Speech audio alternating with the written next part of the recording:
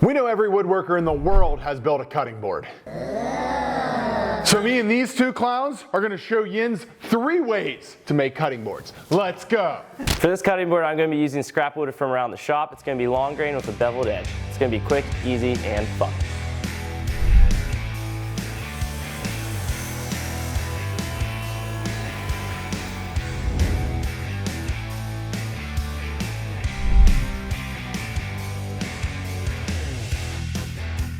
So now I got all my pieces cut out on the table saw, just kind of figuring out my orientation, probably play around with this for like 5 minutes, figure out where goes where, and then we're gonna go back over to the planer, make them all the same thickness, get a nice tight glue up, let it sit overnight, come back to it, and we should have a cutting board.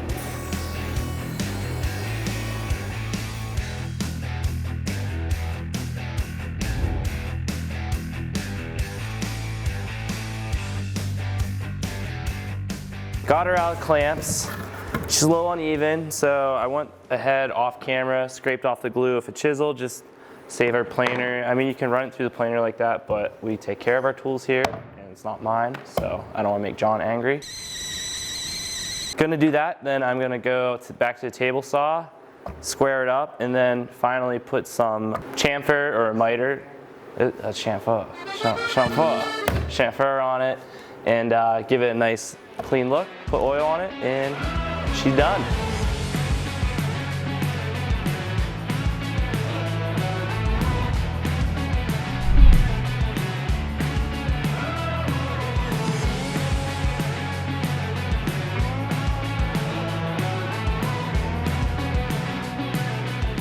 Take water, spray board, let it dry, sand it again, oil, you're done.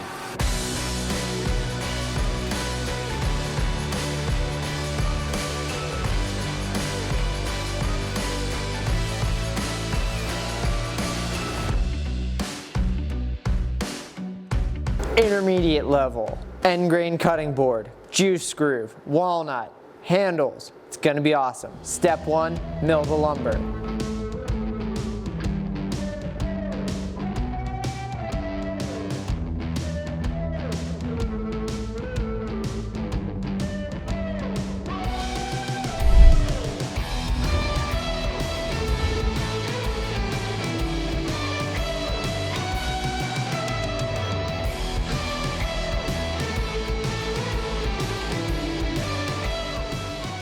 All right, so we went through the milling process and made perfect squares by milling them at the same setting, sending them all through, then rotating them 90 degrees and sending them through again. Now that I have perfect squares, I'm gonna play around here and just kind of see what patterns I like. You know, maybe I don't like those two being next to each other. Play with it, and I also want to be conscious of my grain direction and kind of have them all in a way that makes a safe glue up, or a smart glue up rather. So now that I have everything kind of laid out, we're gonna go ahead and we're gonna use Titebond 3. The reason we're using Titebond 3 is it's the only one that's waterproof, and if I'm not mistaken, it's the only one that is safe for food contact. Safe gloves are the best gloves.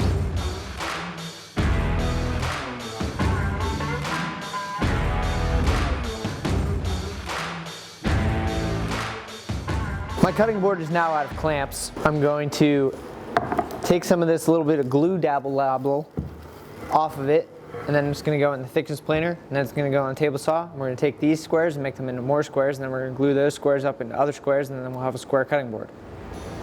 Are you square? You're square.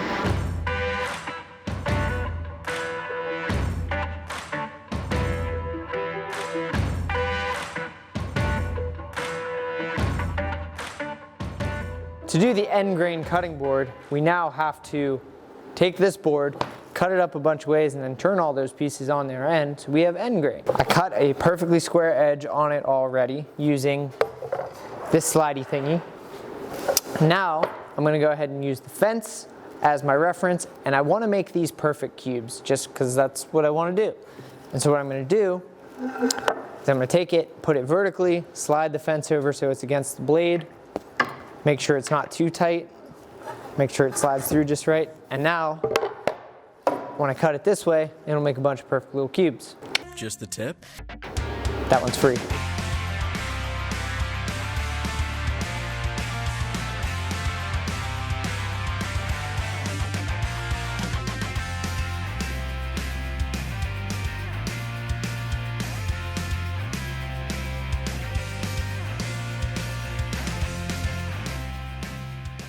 So before we get into any more juiciness with these amazing cutting boards myself and the boys are building, I want to tell you real quick about this week's sponsor, Bespoke Post.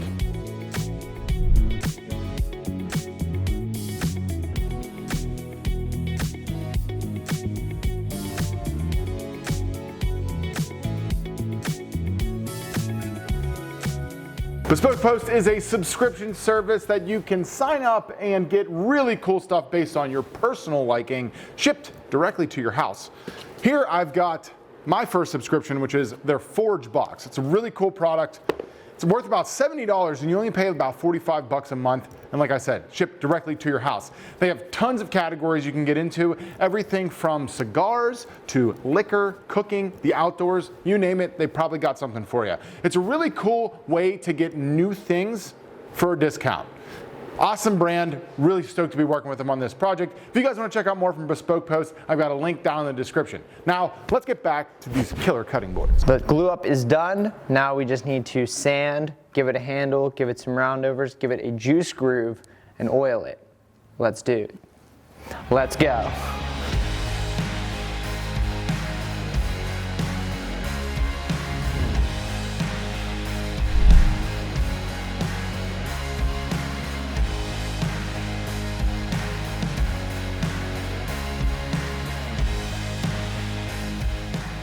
Juice groove time.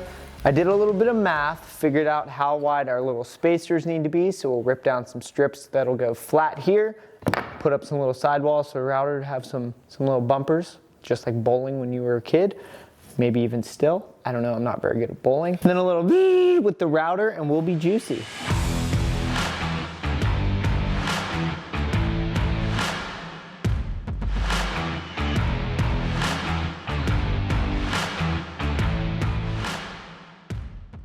Let's see how she looks. Damn, son. Jordan, what do you think? It's like my girl. Wet. Jordan, you're fired.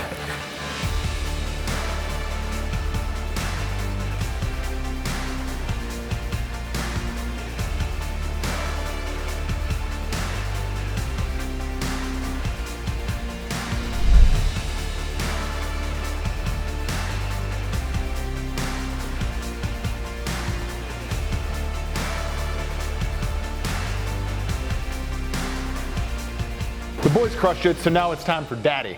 And by daddy, I mean the most expensive, ridiculously elaborate, and stupid project I could come up with. We're gonna use some of these walnut scraps and a little bit of this 8-quarter maple that I got here. Let's go.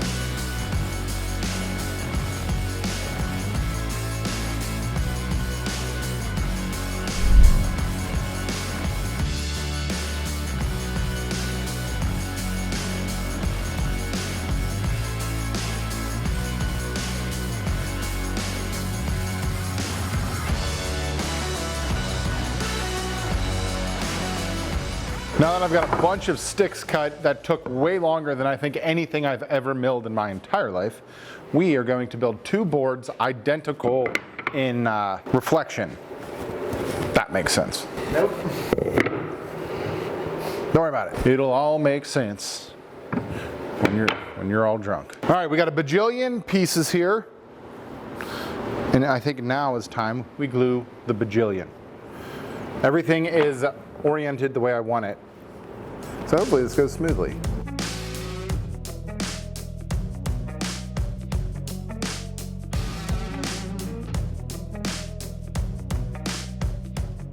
So now that I have the big blocks semi-glued, call that a glue up, we got to make another end grain glue up to go inside a 3rd end grain glue up. So 2 more end grain glue ups. Paduke, this should be awesome. Is there something on my face? Why are you so close?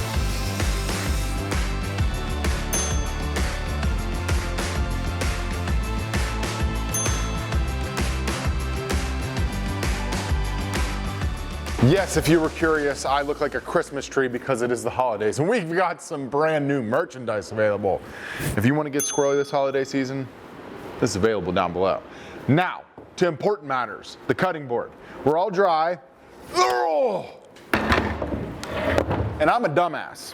Pardon my French. I made this board based on some measurements I found online, and that said it should end at around 20.12, so it's like 20 and 1/8 inches wide.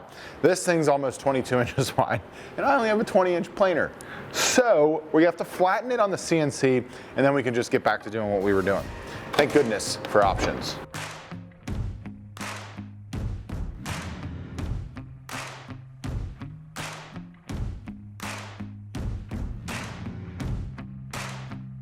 All right, so now things are about to get squirrely. Like a traditional end grain cutting board, we're gonna rip a bunch of strips off of this, but then we're gonna flip the strips on their vertical and then cut those strips into smaller strips. And all of those strips are then going to be stripped down on the drum sander to be the perfect width of strip. And no strippers were harmed in the making of this build. Could you use a stripper in this instance because you're the one making the strips and the stripper would be one of the strips? I think I would be the stripper in this instance if I'm the person who's making the strips and then stripping down the strips in order to strip. All right, strip away. Strip away?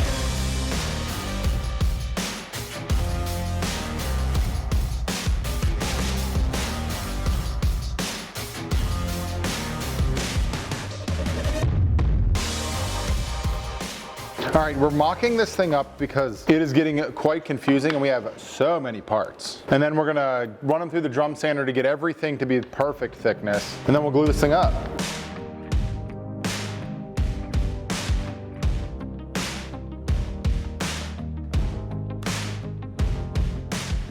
This thing looks kind of like we intended it to. I'm pretty happy with it. Oh, it looks so cool on camera. It does look great on camera? Way better on camera than it does. It looks so much better on camera, so we're going with it. Now it's time for what we're going to call the most annoying glow up of my life. See you tomorrow.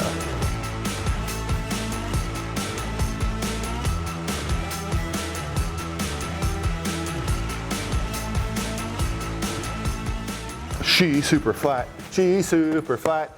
Here's a tip from John and Sam. If you need a flat reference surface, always use something made of cast iron. We use our table saw, whether it's chairs, small tables, or something like this cutting board. John, can I use a cast iron skillet? You can use a cast iron skillet if you're making tiny things. Maybe. I don't know. But there's your tip. Cast iron for flatness.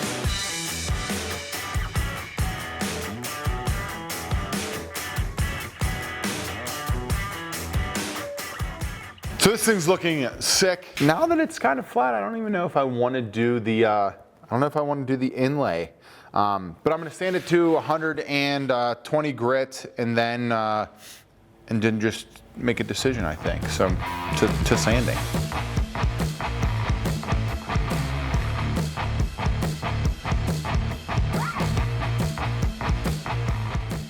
So as you can see, the handles are cut. I've always kind of done my handles like this. I don't know why I like them. I like them a little more than the way Sam did his, but both are great. Unfortunately though, I'm not great enough to figure out how I wanted to do the inlay for this, and I wanted to do an epic inlay that had inlays within inlays within inlays. And instead of ruining this, we're just gonna forego it because we still think it looks sick. So all that is left is a little sanding and getting some oil on this thing so it can pop! Because that's what happens when you put oil on cutting boards, is they literally explode.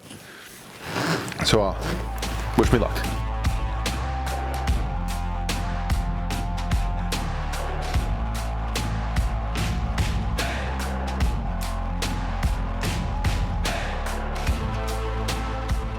All right, so it's sanded to 220. Now it's time for the water pop. If you're not familiar with a water pop, what it does is it helps the grain in the wood stand up. The pro tip for the water pop though is this. One, don't saturate it, it's not swimming. And then two, you can dry it with a blowtorch instead of waiting for it to dry.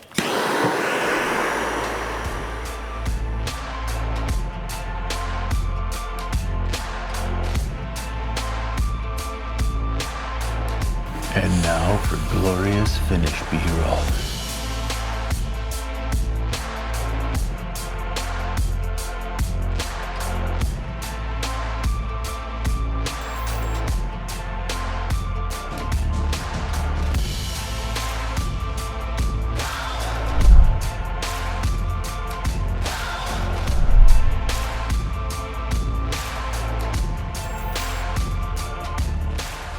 And that's going to be a wrap on this one. The boys did a great job. I think I know which one's my favorite. We want to know which one you guys think is yours. I'm going to have to concede and say, in the last two projects, Sam had definitely the best design. Jordan wasn't here for the first one, so I'll take the crown on that. But we definitely want to know what you guys think and what more three-way builds you guys want to see. Leave a comment down below and then go watch this three-way video right here.